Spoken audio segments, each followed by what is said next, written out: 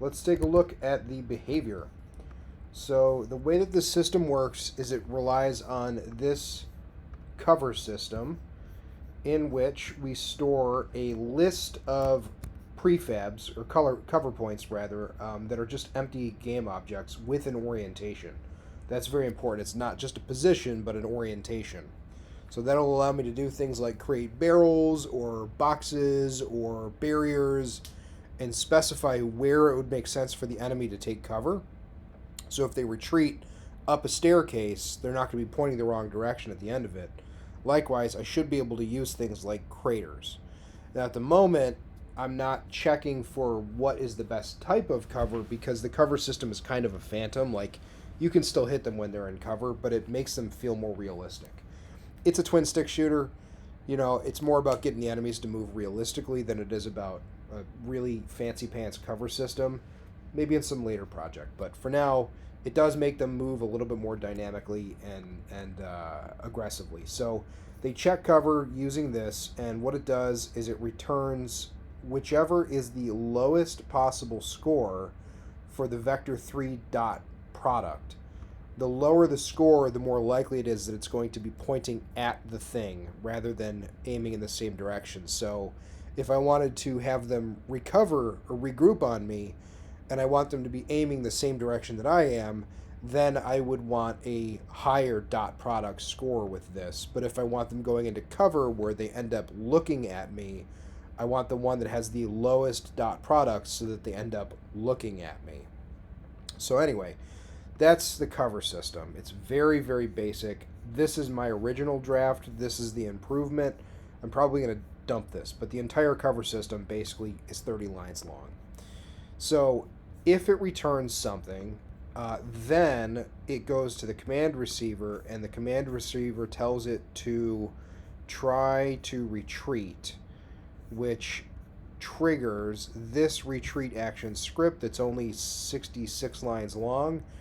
And it goes, all right, what is, I can get rid of that. What is the position that I need to go to? And if I can get that position, then I'm going to try to get there. And then I'll return a status.success if it's there. Otherwise, it's going to get stuck here. So this is an area that I need to fix on my own. I probably need to say or command receiver dot agent dot remaining distance is less than or equal to 2f. And that'll make sure that they don't get stuck there, because sometimes they get a little bit stuck. So anyway, that's this system kind of in a nutshell. And what I've done in Unity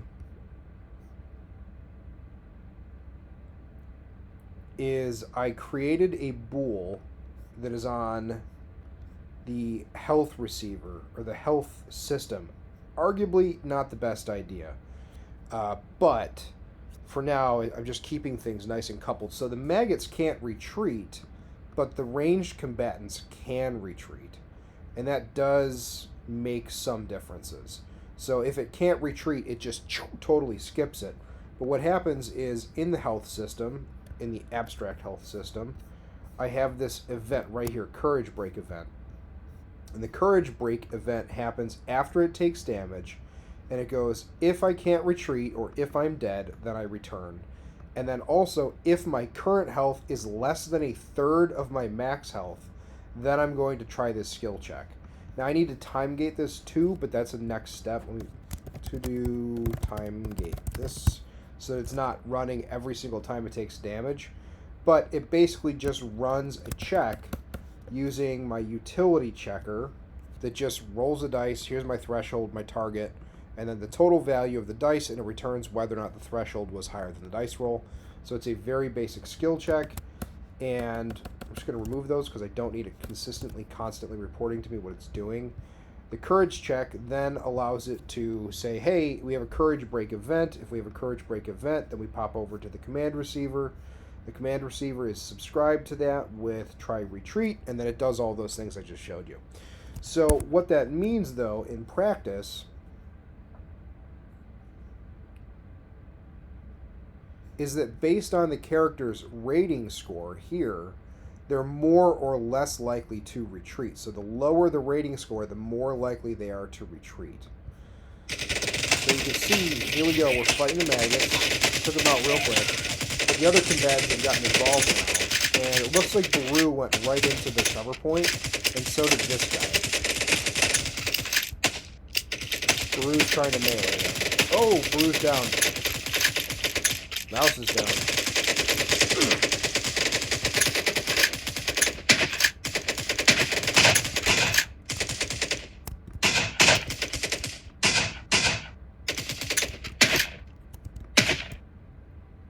So he went to cover. You can see he's just kind of chilling there. And now he's moving around. He probably... I don't know why he's not targeting me. He should be targeting me.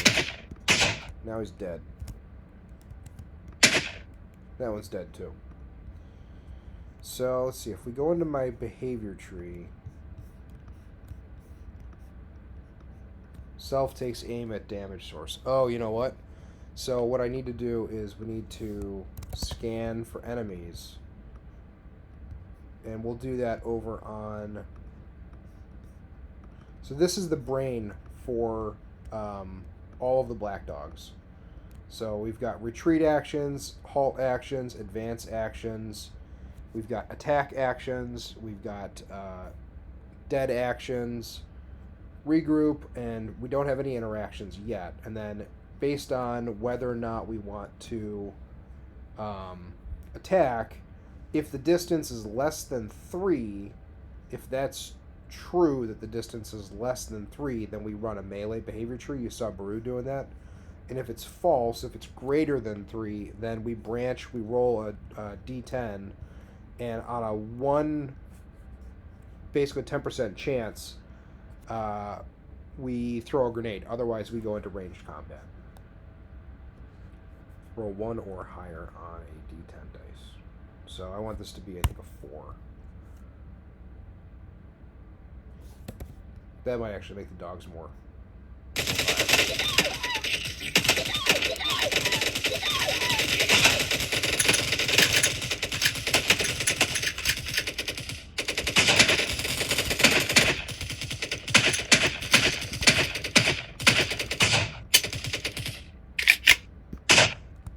Hey, we have higher survival rates this time. Not too bad. I don't know why, kind of looks like Bruce stuck up there. Whee!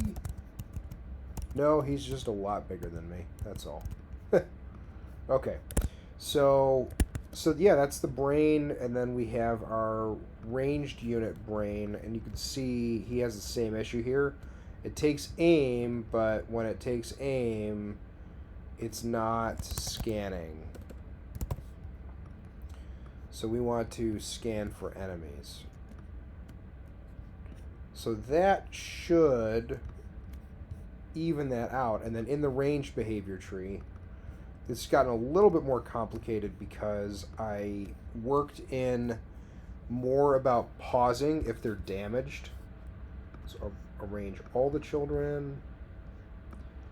So I created this condition here called if the health is low. If the health is low, it just takes aim and then it tries to make a ranged attack, and it waits for any and reevaluates. Get rid of this.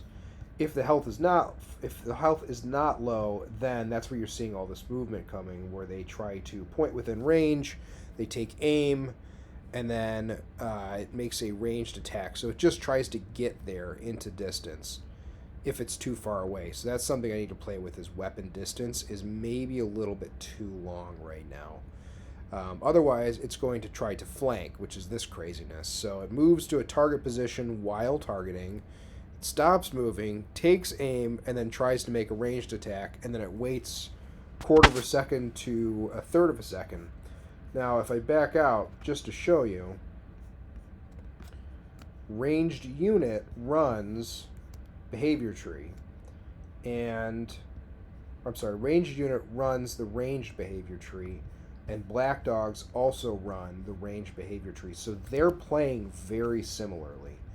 The maggots, on the other hand, are only running just the melee behavior tree.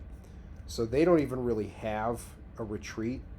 It's not possible for them to even get that, but I should probably add a scan for enemies here. Whoops. I want that to be a sequence. What the heck? Weird. I've never seen that happen before. Okay, I guess it's just going to happen.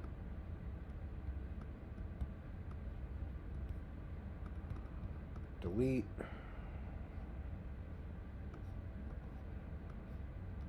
There we go. Okay. So, in general, a lot of what's happening is they stop moving and then they start scanning. That is kind of the gist for how we get to this.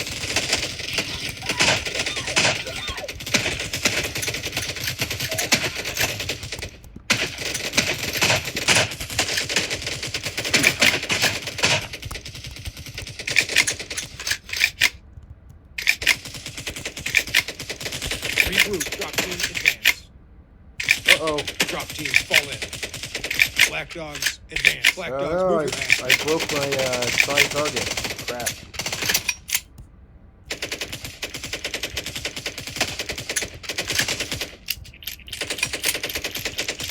There we go. Look at Bruce trying to Incoming kill him. fire. Oh no, Brew died. He kept swinging until he went down, though.